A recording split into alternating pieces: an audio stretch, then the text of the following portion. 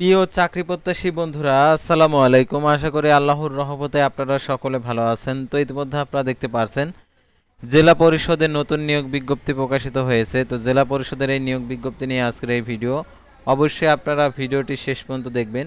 10 মে 2026 খ্রিস্টাব্দ তারিখে জেলা পরিষদের একটি নতুন নিয়োগ বিজ্ঞপ্তি প্রকাশিত হয়েছে। তো এই নিয়োগ বিজ্ঞপ্তিতে আবেদনের ক্ষেত্রে শিক্ষাগত যোগ্যতা, বেতনের স্কেল, আবেদনের শুরুর তারিখ, শেষ তারিখ, আবেদন ফি কত টাকা, আবেদন কিভাবে করতে হবে, এভরিথিং সব কিছুই আজকের এই ভিডিওটিতে তুলে ধরা হবে।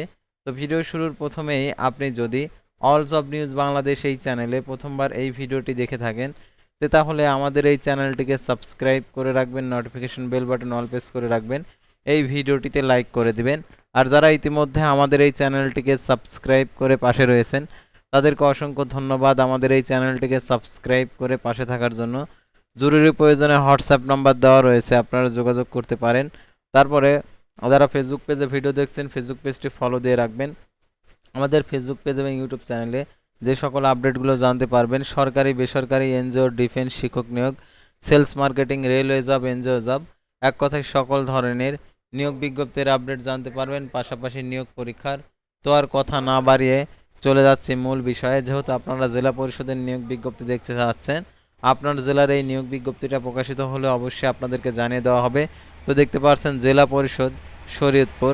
তো দেখতে পাচ্ছেন স্থানীয় সরকার, পল্লী উন্নয়ন ও সমবায় মন্ত্রণালয়ের স্থানীয় সরকার বিভাগ, জেলা পরিষদ শাখার 27/4/2026 খ্রিস্টাব্দ তারিখের স্মারকের ছাড়পত্র আলোকে শরীয়তপুর জেলার পরিষদের সাংগঠনিক কাঠামোভুক্ত নিম্নবর্ণিত 2015 সালের সনের জাতীয় বেতন স্কেল অনুযায়ী অস্থায়ী ভিত্তিতে নিয়োগের লক্ষ্যে বাংলাদেশি স্থায়ী নাগরিকদের নিকট থেকে শর্ত সাপেক্ষে দরখাস্তের আহ্বান করা যাচ্ছে। অর্থাৎ বাংলাদেশি নাগরিক হলে আপনি আবেদন করতে পারবেন। তো দেখতে পাচ্ছেন পদের নাম, পদের সংখ্যা, শিক্ষাগত যোগ্যতা। তো দেখতে পাচ্ছেন নিম্নমান সহকারী কম্পিউটার মুদ্রাক্ষর, কম্পিউটার অপারেটর, পদের সংখ্যা একটি। সাধারণত পদের সংখ্যা এখানে বাড়ার সম্ভাবনাও রয়েছে। তো দেখতে পাচ্ছেন বেতনের স্কেল 9,300 টাকা থেকে 22,490 টাকা।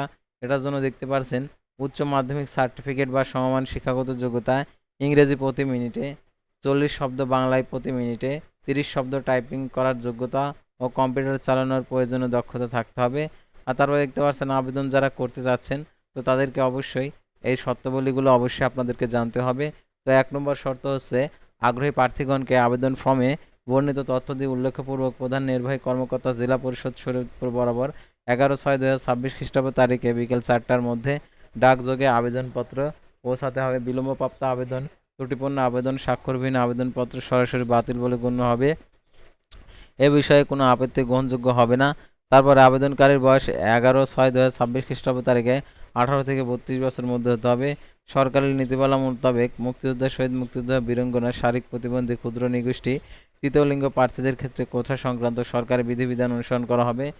প্রার্থীদেরকে তার দাবিকৃত কোঠার সমর্থনে কর্তৃপক্ষ কর্তৃক সনদ প্রত্যয়নপত্রের সত্যায়িত কপি আবেদনের ফাঁতে দাখিল করতে হবে। আবেদনপত্রের সাথে নিম্নলিখিত কাগজপত্র যুক্ত করতে হবে: প্রথম শ্রেণী গ্যাজেট কর্মকর্তা কর্তৃক শিক্ষাগত যোগ্যতা সনদের সত্যায়িত অনুলিপি, প্রথম শ্রেণী গ্যাজেট কর্মকর্তা কর্তৃক সত্যায়িত সদ্য তোলা পাসপোর্ট সাইজ 3 কপি রঙিন ছবি, ইউনিয়ন পরিষদ চেয়ারম্যান, পৌরসভা, সিটি কর্পোরেশন, মেয়র, কাউন্সিলর কর্তৃক প্রদত্ত স্বাক্ষরিত সনদপত্রের মূল কপি, শহীদ মুক্তিযোদ্ধার পুত্র কন্যা হিসাবে প্রমাণক উপযুক্ত কর্তৃপক্ষ কর্তৃক সত্যায়িত হতে হবে। প্রথম শ্রেণী গ্যাজেট কর্মকর্তা কর্তৃক চারিত্রিক সনদপত্রের মূল কপি, জাতীয় পরিচয়পত্র, জন্ম নিবন্ধনের সত্যায়িত কপি। আবেদনের সাথে তফসিলি ব্যাংক হতে নির্বাহী কর্মকর্তা, জেলা পরিষদ শরীয়তপুর অনুকূলে 300 টাকা প্রে অর্ডার ব্যাংক ড্রাফট অফারের যোগ্য পরীক্ষার ফি বাবদ দাখিল করতে হবে। অভিজ্ঞতার সনদের সত্যায়িত ফটোকপি যদি থাকে। সত্যায়নের ক্ষেত্রে অবশ্যই সত্যায়নকারীর নবম গ্রেডের গেজেট কর্মকর্তার সুস্পষ্ট নাম ও পদবিশীল থাকতে হবে। সরকারি, আধা সরকারি, স্বশাসিত প্রতিষ্ঠানে কর্মরত প্রার্থীদেরকে অবশ্যই কর্তৃপক্ষের মাধ্যমে আবেদন করতে হবে। প্রবেশপত্র প্রেরণের লক্ষ্যে আবেদনের সাথে আবেদনকারীর নাম উল্লেখ করে 10.4 ইঞ্চি সাইজের 10 টাকার মূল্যমানের ডাকটিকিট লাগানো একটি ফেরতখাম যুক্ত করতে হবে। প্রার্থীকে খামের উপরে মোটা অক্ষরে পদের নাম ও প্রযোজ্য ক্ষেত্রে কোঠার নাম স্পষ্ট অক্ষরে লিখতে হবে। কোঠার সম্পর্কে প্রচলিত সরকার নীতিমালা সংক্রান্ত অন্য সরকারি বিধিবিধান যথাযথভাবে অনুসরণ করা হবে। সর্বশেষ সরকারি বিধিমতে লিখিত পরীক্ষা উত্তীর্ণ প্রার্থীরা এবং লিখিত ব্যবহারিক ও মৌখিক পরীক্ষায় অংশগ্রহণের জন্য ভ্রমণ ভাতা, দৈনিক ভাতা প্রদান করবে না। মৌখিক পরীক্ষার সময় সকল শিক্ষাগত যোগ্যতার সনদের মূল কপি উপস্থাপন করতে হবে। কোনো তথ্য গোপন করে ভুল তথ্য প্রদান করে শিক্ষাগত যোগ্যতার সার্টিফিকেট, নাগরিকত্ব সনদ, কোনো ধরনের সনদপত্র তথ্য ভুয়া প্রমাণিত হলে চাকরি নিয়োগের পরে পুলিশ ভেরিফিকেশন সন্তোষজনক না হলে যে কোনো সময় আবেদনকারীর আবেদনপত্র নিয়োগ বাতিল করার করে আইনগত ব্যবস্থা গ্রহণ করা হবে।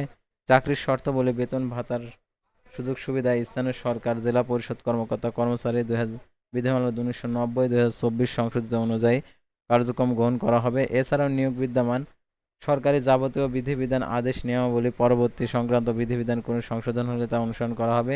জেলা পরিষদ 2000 স্থানীয় সরকার জেলা পরিষদ কর্মকর্তা কর্মচারী চাকরির বিধিমালা 1990, জেলা পরিষদ কর্মকর্তা ভবিষ্যৎ তহবিল আনুতাসিক বিধিমালা 1988 সংক্রান্ত বিধিবিধান অনুযায়ী নিয়োগপ্রাপ্ত প্রার্থীগণকে বেতন ভাতা পদের সাথে সম্পৃক্ত আর্থিক সুবিধা জেলা পরিষদের হতে প্রাপ্য হবেন। চাকরিরত প্রার্থীদেরকে আবেদনপত্রের সাথে যথাযথ কর্তৃপক্ষের নির্ধারিত সময়ের মধ্যে পৌঁছাতে হবে। কোনো অগ্রিম কপি গ্রহণযোগ্য হবে না। নিয়োগ সম্পর্কে কোনো প্রকার জটিলতা সৃষ্টি হলে কর্তৃপক্ষের সিদ্ধান্ত চূড়ান্ত বলে গণ্য হবে। কোনো কারণ দর্শানো ব্যতি রেখে এই নিয়োগ বিজ্ঞপ্তি পরিবর্তন, সংযোজন, বিয়োজন করতে পারবেন।